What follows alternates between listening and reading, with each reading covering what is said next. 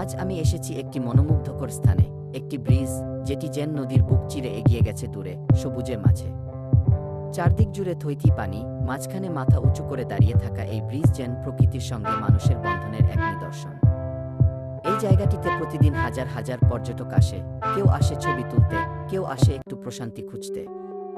বিকেলের সূর্য যখন ধীরে ধীরে অস্ত যায়, তখন নদীর জলে ছড়িয়ে পড়ে কমলালাল রঙের এক অপূর্ব দৃশ্য।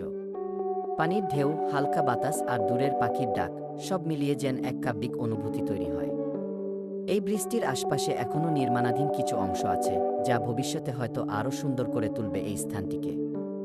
আমার চারপাশে মানুষ, কেউ হাঁটছে ধীরে ধীরে, কেউ ভিডিও বানাচ্ছে, আবার কেউ নিজের মতো করে প্রকৃতিকে উপভোগ করছে।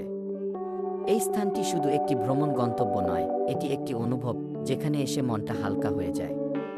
অনেকেই বলে শহরের কোলাহল থেকে দূরে কোথাও গেলে নাকি মনটা শান্ত হয়।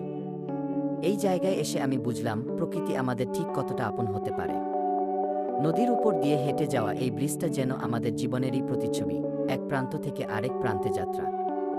ছোট ছোট বাচ্চারা নদীর দিকে তাকিয়ে হাত নাড়ায়, আবার কেউ কেউ পানির উপরে উড়ে যাওয়া পাখিদের দেখছে মুগ্ধ হয়ে। এখানে দাঁড়িয়ে যতক্ষণ থাকো না কেন মনে হবে সময় থেমে গেছে।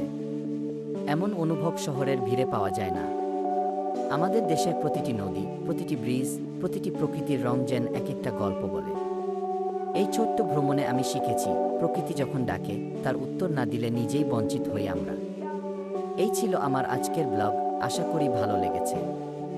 ভালো লাগলে একটা লাইক দিন, চ্যানেল সাবস্ক্রাইব করুন আর শেয়ার করে দিন আপনার প্রিয়জনের সাথে। পরের ভ্রমণে আবার দেখা হবে।